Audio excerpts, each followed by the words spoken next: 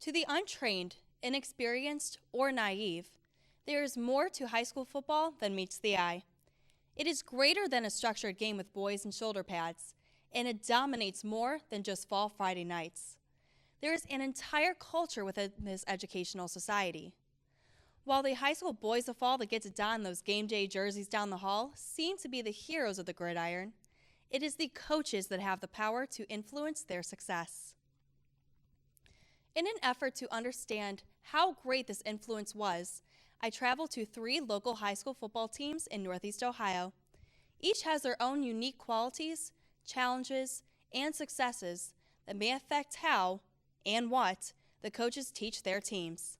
This is High School Football Coaches Beyond the Playbook. To start, let's take a look at the football program from Riverside High School. RHS is a public school located in Painesville, Ohio. Out of all the programs you'll see today, this one has experienced the most financial hardships. Due to multiple failed levies, the district was forced to cut $7.5 million from the budget back in 2012. As a result, all funding for after-school programs was eliminated. This drove up the price of participation, called pay-to-play, to nearly $900 for football players. Football teaches you how to, work hard at all times. It shows you that it pays off. You're with the same group of guys for 8 months out of the year working for the season, and it really builds the camaraderie and shows you how to work, build teamwork. Football has taught me so much, how to be a better person, more accountable, not to leave it to question, always give it my best effort, and basically just be a better person. What's a quality that you've learned outside of the playbook that the coaches have taught you that you're going to carry on throughout high school? Just like great work ethic, just to do what you can, to do whatever you're doing to the best of your ability, and like you said, not leave it to question. So Probably the idea of work ethic and really continuing to strive to be better than what you are now. The most dominant trait is that whatever you do, don't leave it to question. Finish everything through, do everything to the best of your ability. Don't let others doubt what you can do, and do what you know you can do. What are other general qualities that the coaches have taught you? They teach us how to be good men on and off the field. That lessons we learn on the field we can use in every day in our lives and in our futures, and just to be good men and good leaders. And what makes a good man? A good man is someone who works hard, has good morals, treats everybody fairly and correctly, does what he's told to do, and leads by example. What do you think makes a good football coach in general? Just someone that's willing to work with the players. He can take a different standpoint with each player, knows where his weaknesses are, doesn't try to force something to happen to where allows it to, and just basically knows when his team is there for him and someone who knows when he's got to push him. How do you think a good coach would push someone to be better? Basically just find something that they care about a lot and use that to their advantage. Coach Boers is a good example. He takes a different approach with each player when he talks to them. He figures out what kind of personality that player has and basically just works with them to where they need to be worked with instead of trying to force the situation and make it worse. Can you try to give me an example? All right, so a few weeks ago, one of the players had an outburst at practice, just didn't like the way things were going. Coach Boers saw the situation, took a minute to evaluate it, and he took a different approach with the player. Then now he's back starting with us playing, has been great since, and just made the team a lot better. Let's go. Family on 3. 1, 2, 3. Family. Who started the trend of saying family at the end of the huddle? It's really something that's been said all 4 years here. Coach Boers really stresses the idea of being a family, one unit, working together. So I think it starts with Coach Boers. I think it's time. All right, that's good. Our pay to play is about $600 to $700. We have a number of fundraisers that we do. The Gridiron Club helps us out a lot. They set up the fundraisers, get the community involved. Community is huge. They help us out a lot. And the coaches try to help us out as best they can. We go door to door asking for donations every season. It's an event we call Tag Day. And We just go to door to door, tell them our situation. A lot of them know because they have kids in the schools in the community. And then we do other fundraisers such as we do a mulch fundraiser where we sell mulch and we go to different houses in the school district and we spread around the mulch. We do a mattress fundraiser where they bring a mobile showroom into the field house, and then we go and hold signs up throughout the community saying to come to the field house and buy mattresses, and then we get about 50% of the proceeds from that. That's all I can think of. Well, the pay-to-play has made all of us be more of men. A lot of it is fundraising, is community service involved. We go out in the community, we help out. We learn struggle early, and the coaches tell us that, and it's adversity, and we have to fight through it. I got to speak with head coach Dave Boers, who, along with his assistant coaches, has led the Riverside Beavers for 7 years.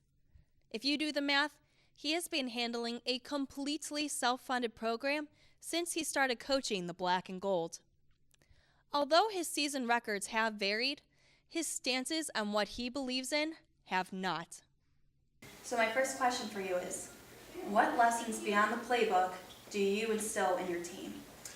Boy, I think it's funny because we actually are taking it to a whole nother level in the next couple of weeks.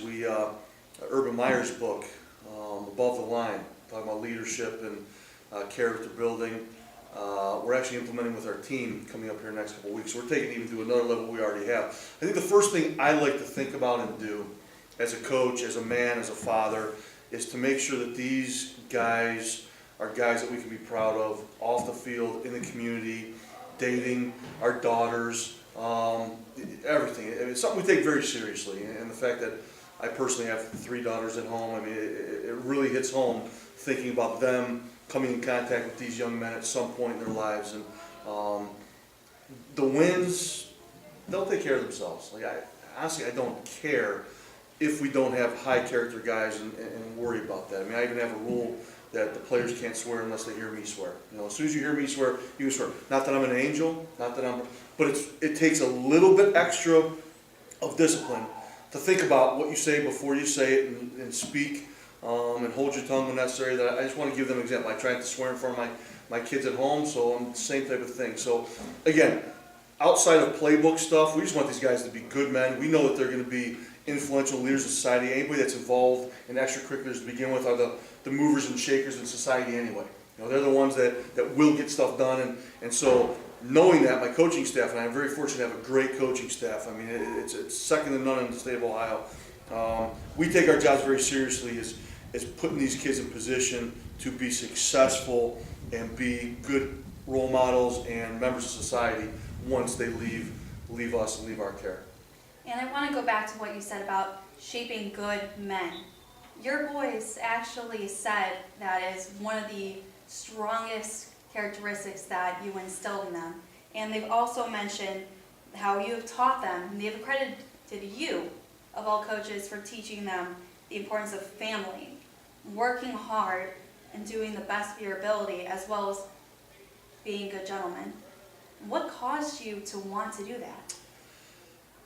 Be honest, Rach, and again, I don't want to come off the wrong way. To me, that's just the way I think I'm wired. My coaching staff is wired. It's the way we see things. We don't chase trophies. We don't chase all these tangible objects. It's more about being a great person and trying to be, at least. And by no means am I a saint or perfect in any way, but I think it's just one of those things that we just view life as you're successful by what you can give to other people through service and your actions, and what you help other people become and do with their lives. I mean, it's just kind of the way it was brought up. I credit my parents, I guess, and like I say, I've been very fortunate to have a coaching staff that believes the same thing, that we want to win. Believe me, I mean, we want to win and win conference championships and playoffs, and that's going to always be one of the goals. But if we're going to do it at the expense of kids doing things the right way, us treating kids the right way, us alienating our families because football and the grind is more important than them, then to me we've lost sight of why we even do this. I mean, it's I'll be the first to step down from my job when those things start taking a hit and things. So again, it's just kind of the way I think things should be. And I don't care if you're in what profession. I don't care if you're driving a garbage truck. To be honest, I mean, there's still a right way to do things, and there's a way to be a good person. And so I think that's just what we try and carry in our profession. And I'd like to think that if I was coaching, my daughter's fourth grade soccer team, that I'd have the same philosophy. We're still going to treat the game the right way, which is a byproduct of you doing things the right way, and you being a good person, and you treating others, well, and you getting the most out of yourself and having high expectations. It's just kind of all goes together to me. It's pretty simple, quite honestly. And are you proud that your team, when I interviewed them, said that they are practicing what you're preaching? Yeah, I mean, because sometimes you don't know. Sometimes you say the things and we preach and do that, and you see that you still see them doing things correctly and properly, but you don't know. You don't know how much they're taking in. You don't know if they're listening. It's almost like the parent telling the kid. At some point, all right, mom, all right, dad, I got you. Sometimes you think, all right, coach, yeah, I got you. Here we go again. And so it's awesome. I'm glad you're saying that because I didn't know. To the extent that they are taking that in and practicing. Here's a sideline side note. It wasn't until spring of 2017 that a levy finally passed, which would bring the cost of extracurricular activities down to their original price from over 5 years ago, which, for the RHS football program, is back to just $200. The next school I went to is Mentor High School. Despite being a public school and in just the next city over, MHS's financial status is the complete opposite of Riverside's. The campus hosts state-of-the-art facilities, such as the stadium and workout rooms, that were made possible by generous donors like Jerome T. Osborne. The Mentor Cardinals football team and its individual players have seen a plethora of success. They've consistently been in the playoffs and have boasted 2 Mr. Ohio's within the last few years. The latest is Mitchell Trubisky, who was the 2nd overall pick in the 2017 NFL Draft. To learn more about what lessons beyond the playbook the Cards have been taught, I met with head coach Steve Trevisano. He has been at the helm for the last 20 years and was an assistant coach for 9 years prior. Coach Trevisano, what lessons beyond the playbook have you as a coach instilled in your players? Well, there's a lot. Typically, we instill them basically through our work ethic. I think right off the bat, we try to teach the kids in this day and age how to work hard. Our kids are in 10 hours a week in the off season, working 2 hours a day. We try to teach them to be on time, which doesn't seem to be normal for most people anymore in America. So they learn how to get up in the morning. They learn how to work hard. They learn all those basic things. I think they're learning the battles of life, being up and down. A great part of the game of football, even part is they learn one play it's great, and the next play it's bad. So they're learning the normal flows of life every day, and that helps. They learn how to deal with other people. They're in a room full of other guys who they're different than, and they learn how to get along and be a part of something. So there's a lot of things the game teaches, and I think that's the greatest part of it is what we try to teach these young men, how to become better young men and fathers and husbands and all those things. So there's a lot we try to teach them. And what caused you to want to teach those particular lessons?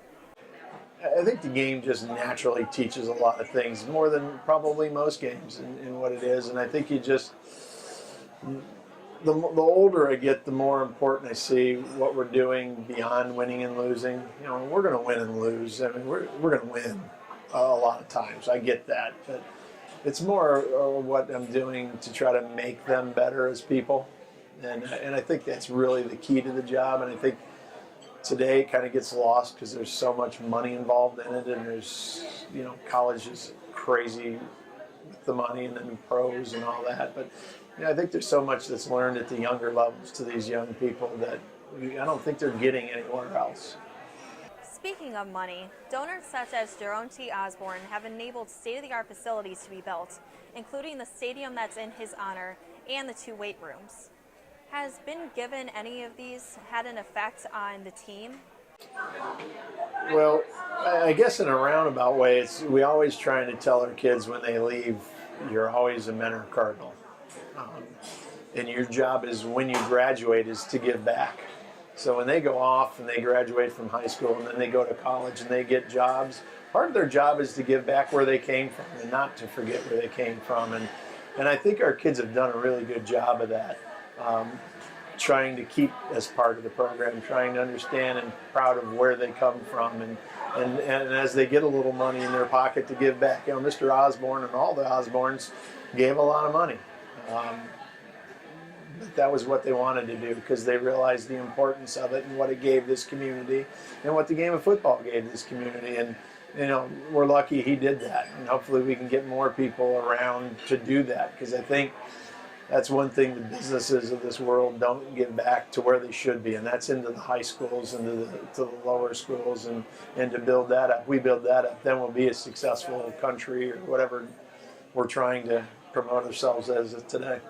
So it sounds like a lot of the lessons that you taught really do affect how your players act when they're off the field. Oh, How absolutely. do you try to carry those lessons in action, both on and off? Well, it's hard, especially, it's hard because we're all going to make mistakes. So they need to understand that I make mistakes. I might say something I shouldn't when my Italian blood flows or something along those lines. But that's part of being a human.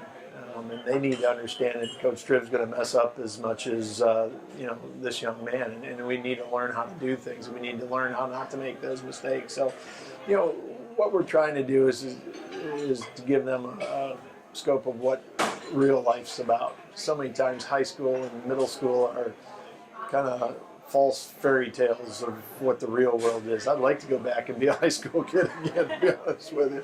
But, that's not the case. And so we try to make it what the real world is so that they can be successful. You referenced that you want to be sure that your students remember that they're always a card. And I know that you have the hashtag once a card. Which lesson do you believe is the most important to teach your team as a coach at Mentor? Well, I don't know that there's one lesson that's more important than the other.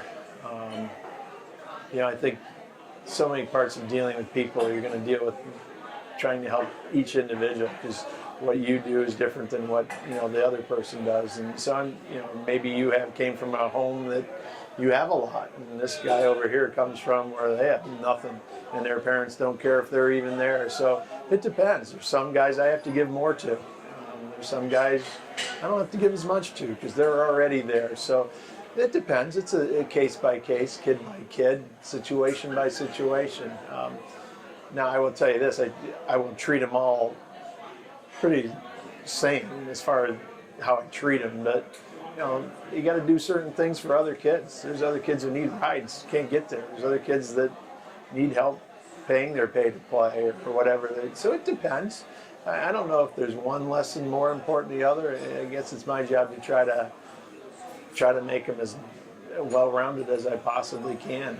And I think that's a great part about the game of football and sports is we're able to help teach these kids to do that. If you had to pick, I know it's going to be really hard. You say that there's not one that's more important than the other. But if you had to choose, which lesson do you believe is the most important of all for all high school football coaches to teach their players?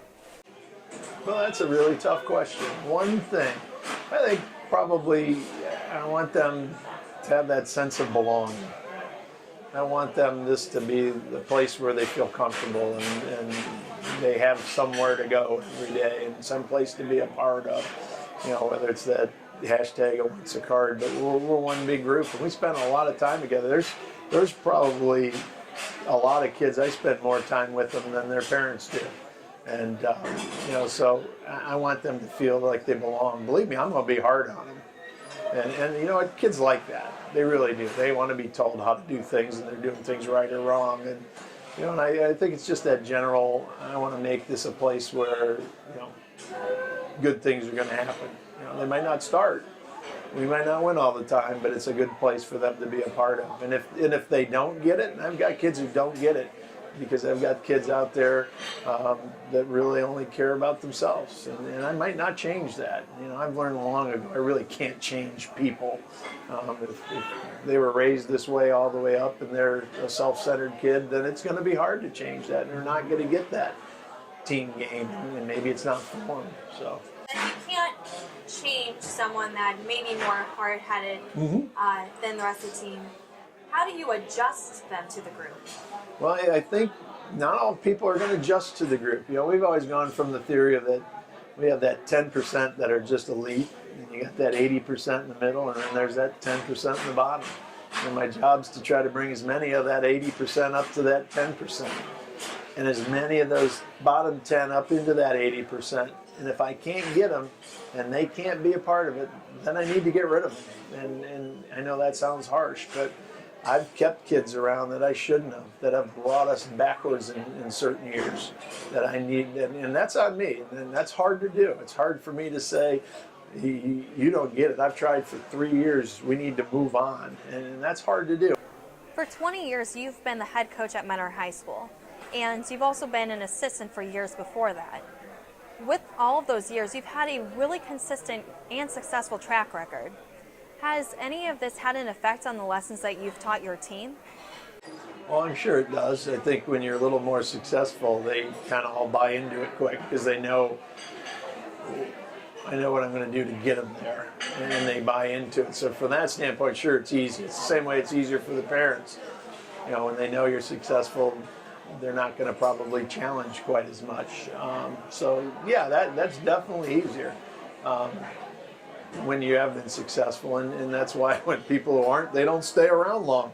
You know, just because failure is going to breed failure, and you know, success tends to breed the success, and so you know, it's definitely easier when you do well. Do you teach different lessons to a team that has had a better season record in the last few years than a team that maybe hasn't been doing so well? Sometimes a team that isn't doing as well is harder because they start to not believe in what's going on, and they don't, they start to question, or they don't have the same toughness. It's easy to coach a winning team. It's, you know, we said, all the pressure of winning. No, there's no pressure when you're winning. The pressure is when you're losing.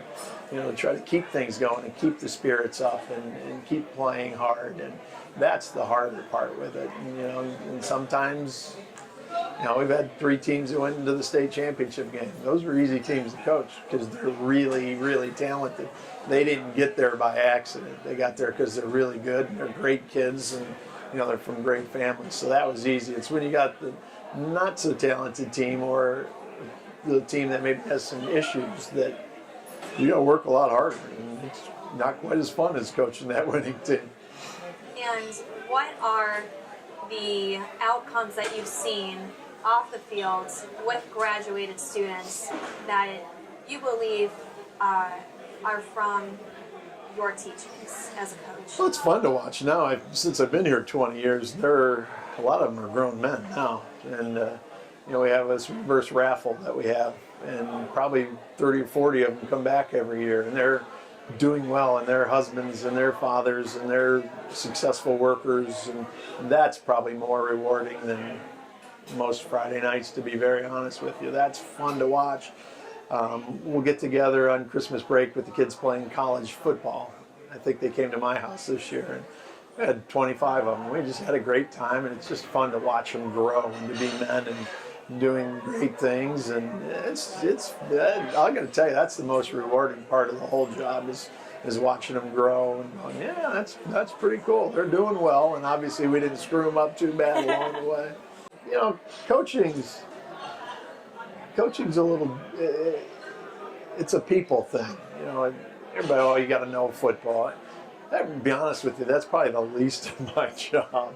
It's being able to get kids to buy in and get kids to do and to work hard. And in today's generation, that's a little harder. So coaching's much more than X's and O. Am I probably the smartest X and O guy? No, probably not. But I get pretty good at getting kids to do what they need to do to be successful. I've never claimed to be the smartest guy around, but I think I do a pretty good job of getting kids to understand what they need to do and figuring out people. Um, there's so much more to coaching than what you see on TV, to be honest with you, and what you see, as you're in the high school and that. There's a lot to it, and I don't know that the high school coach, whether it's a football coach or a soccer coach, is probably getting the credit they should in schools today.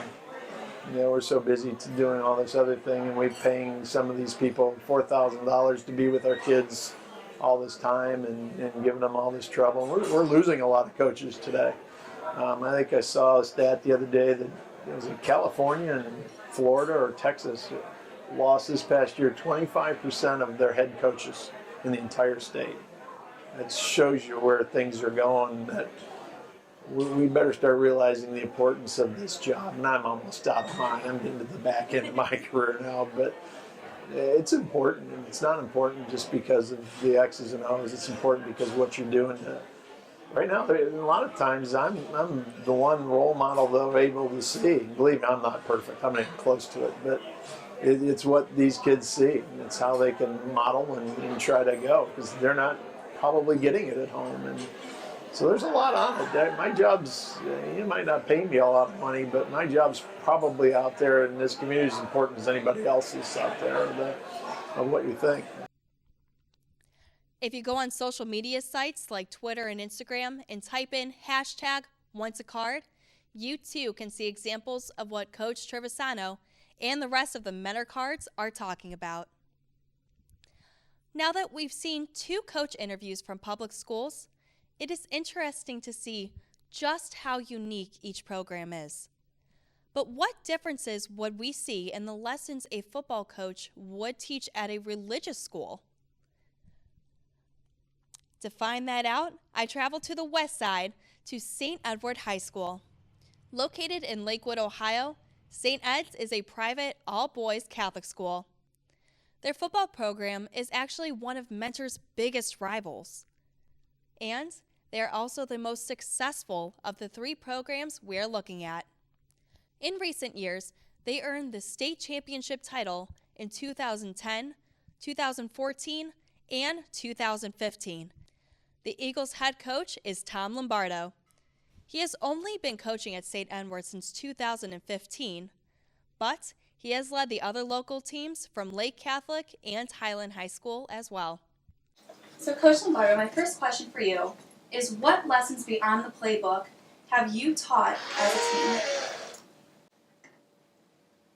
Being in a Catholic school, I think there's a bunch. Or just football, public school, but particularly at a Catholic school, I think you could kind of put together one thing. At a Catholic, we go to Mass before every game. And I think if they could somehow put the team above their individuality, that's key. So that camaraderie, that togetherness, that playing for tradition, that playing for something greater than themselves, I think is probably the best lesson you get out of football. And I think it correlates well with kind of what the school tries to teach the kids too. Kind of about humility, about being part of it. We have 4 pillars for our school, which is having faith, building relationships, striving for excellence, and being a servant leader. So I think if you kind of put those 4 things together, that's what we're trying to do. Have faith in each other, faith in the coaches, faith in yourself. Have a solid relationship, like a brotherhood, family type relationship. Obviously, being striving for excellence on the field in terms of the results. Not necessarily success, but excellence in how we play the game, how we act after the game, how we carry ourselves. Keep striving for that, and then trying to be a true leader, which is a servant leader, doing something for others.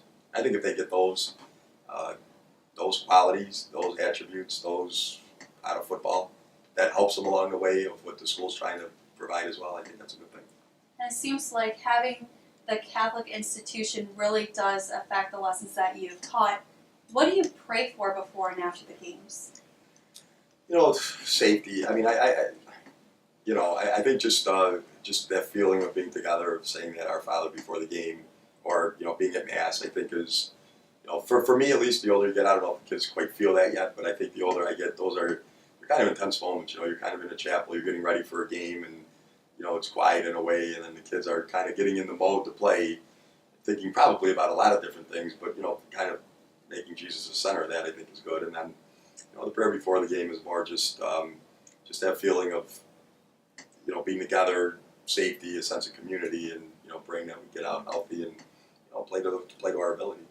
And are the lessons that have that Catholic influence, were those also the same as the ones that you taught at Lake Catholic High School? Yeah, and Highland, really. Even though it wasn't a Catholic school, I don't think you can get away from those in terms of what the sport brings. It just, you could kind of correlate it to, or kind of mesh it with the values of the Holy Cross, which is what our school is, or the Catholic faith. And when I was looking in your weight room, I also saw that you have a very prominent sign that says heart, effort, and strength. How is that a core of your character curriculum? Well, I think heart stands for, being passionate about something. And I think, passion means willing to suffer for something. And I think that's what these kids do, coming in at 6 o'clock in the morning and working as hard as they do. They're paying a price to be good. And I think that's, in essence, what being courageous or having heart means. And then effort, obviously, we want you to, give maximum effort out there as best as you can. And those are just reminders of, what it's about. And how do you instill those lessons both on and off the field? Yeah, you hope it just that they carry over to off the field. I think if they see that they can work for something here, I know you mentioned scholarships early, or being a starter, or being on special teams, or just making the varsity, or doing whatever that is that their goal is, and that they say, hey, if we could, kind of work towards that and accomplish it, then you become our age or my age, and you have a family, you can say, well, this is something important that I like for my family, and you have a roadmap of maybe, sort of how to get that done and the work ethic it kind of takes in order to do that properly. And what do you believe is the most important lesson that you have taught as a coach at St. Ed's?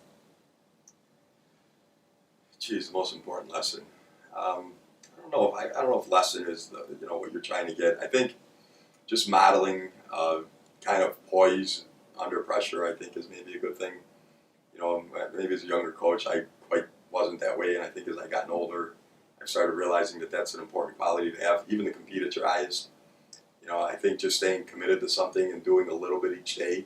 You don't have to do everything all at once. You're not going to make that big jump from a 130-pound freshman to a 215-pound senior with all kind of muscle. But if you kind of go along the path every day, you see kids that get a little bit better, a tiny bit better each day, and then by the time a culmination of those 4 years are up, you've developed a strong, tough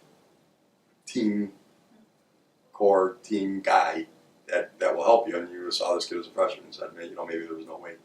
And speaking of pressure, St. Ed's has a very successful track record with their football team, with their previous state championships being in 2010, 14, and 15. Has that had an effect on the team? It's funny you say that, because we were back-to-back in 14 and 15, and this team lost to St. Ignatius in overtime in the regional final. And we win that game, maybe we have a chance. We still have to play 2 more games. But, I felt that the kids in some ways thought it was a disappointment that they didn't live up to the previous 2 years. And it's hard to win a state championship. So, I just told them after the game, look, did you put everything you could into it? Did you give everything you had on that field? And I think if you saw the kids' faces after the game and the tears they were shedding and the amount of sweat and tears and blood that they put into it. Our quarterback broke his leg in 2 places, on a play, that kind of thing, and off a big run when we could have had a chance to take the lead. And I just think, if you did that, that's excellent. The ball's going to bounce funny. It's an overtime game. It could have went either way, flip a coin. We won them last year and the year before. We lost this one. But it's that, I guess, is what you're trying to coach. It's not necessarily the result. It's everything that goes into trying to get the result that you want that's important. And when it comes to fruition in those years of state championships, great. When it doesn't, it's no less of a successful season. I saw that there were many coaches that were from colleges that were coming into the weight room. Does that have any effect on the way that you want your players to act? Well, yes, it's funny. You don't have to motivate them that much, because they're trying to impress. If they have a shot of getting something, they're going to work as hard as they can. And again, that's a good extrinsic motivation, but I think these kids are intrinsically motivated as well. And even they work hard when they're not there. But hey, listen, if you want to impress someone, you're gonna put everything into it and go all out. And certainly the kids do that when those coaches are standing around. How do you motivate your team when maybe they might be feeling down? For example, like as they lost the state championship opportunity last year. Well, it's interesting. That was motivation in and of itself for the kids returning. And I think that they're trying to get together here and say, listen, we don't want that feeling that we had last year. So you really don't have to say much, to be honest. When you kind of got it rolling, the culture is good. The kids are working, they're doing the things that they should be doing, on the field and hopefully off it as well. You don't want to put too much pressure on them too early about the stuff. You know what I mean? Because it's still May and you're building it to crescendo. It's a long year to December if that's your goal to get to the state final. So you're going to have your peaks and valleys. You're going to have your ups and downs. You're going to play well certain plays, certain quarters, certain games, and not so well. You got to win when you're playing your best. You got to win when you're not playing your best.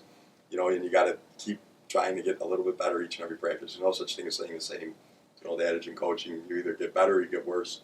We really believe that. So I take it one day at a time. Did we get better today than we were yesterday? Whatever 2 or 3 things that we wanted to accomplish, did we do that? Were we better at it? Did we focus on that? I think if you do that over a culmination of a season, preseason, season, etc., you're going to, hopefully you have the talent then that'll keep you there at the end. I also saw the young men, while they were in the weight room, motivating each other and motivating their own friends, their teammates. Is that something that you had an effect on? I don't think I did. No, not too much. I think that's his group. The coach can't make anyone do anything. You can, but if it doesn't come from them, there's nothing true about it. There's nothing real. I try and give kids responsibility, accountability, and then let them take ownership because it's their team. Hopefully I'll be coaching a long time. These kids have one shot. Usually it's their senior year. Some get their junior year of varsity football to say we can make a difference, and I don't think they want to blow that shot. So I talk more along those lines. And what do you think is the most important, maybe not lesson, but life characteristic, life skill that all high school coaches should teach, regardless of what kind of institution that they coach at? Well, team, you've got to take the individualness. You got to lessen that aspect of what's important and stress more the collective group. And I think in many endeavors that's also true, but particularly in football, when you have 11 parts that have to do the right thing in any particular play. Some guys get in a little bit more and some guys don't get in as much. It's very difficult to start here before you're a senior. We have a bunch of kids. We have about 41, 42 seniors. We have about the same number of juniors. And we'll have over 50 sophomores. So there's a lot of kids competing for a lot of spots. And they just got to remember that it's, more about the E, as we like to say. It's all about the E on our helmet than it is about the me. The lessons behind the playbook that coaches have taught us here for football, I would say building strong relationships and brotherhood is a big thing here at St. Ed's and being a part of the football team. So kind of bonding together, helping each other out and helping one another kind of best they could be is one of the biggest things behind the playbook that we learn here. Like leadership, basically just being a leader in and outside of the weight room and just like applying it to like the classroom setting. And for me, I'm a junior class president, so like applying that leadership role into that type of aspect is just important. I think that Coach Lombardo has done a good job doing that and making sure that you're always accountable for decisions you make wherever. So beyond the playbook, our coaches really taught us a lot about team chemistry and just bonding.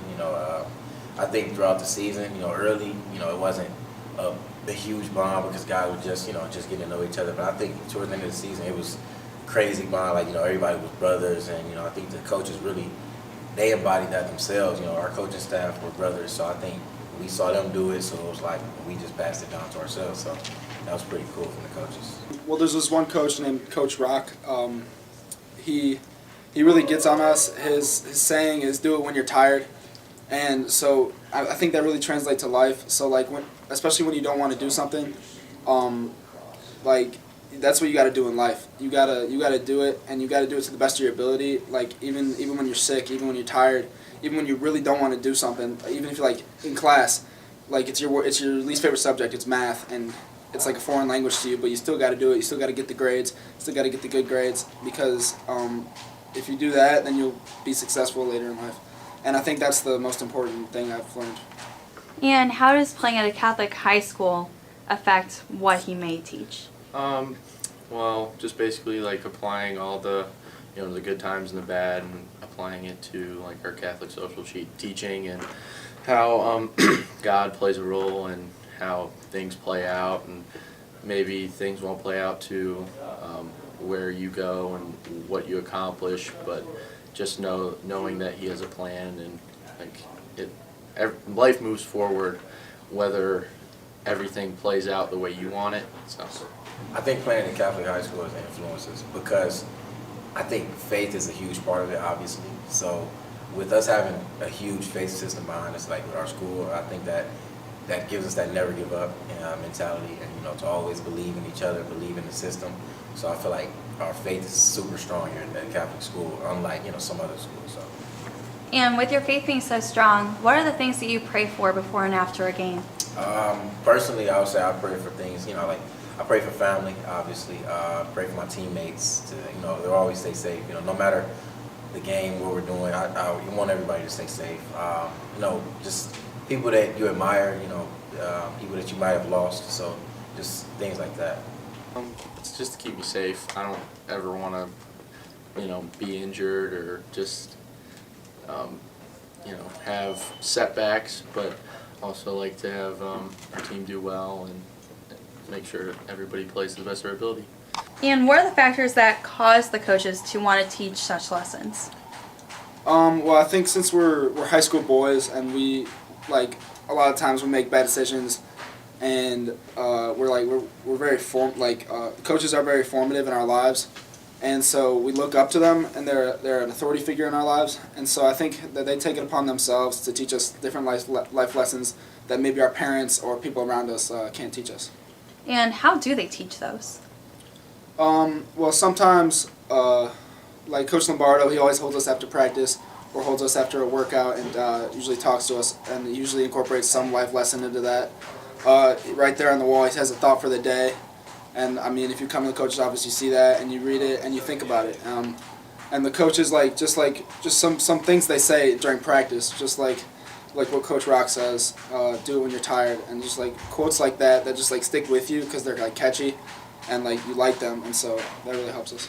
And how have those coaches instilled those lessons? By just spending time with us every day, sacrificing their time to help us become better, and just being there for us whenever we needed them, just things like that.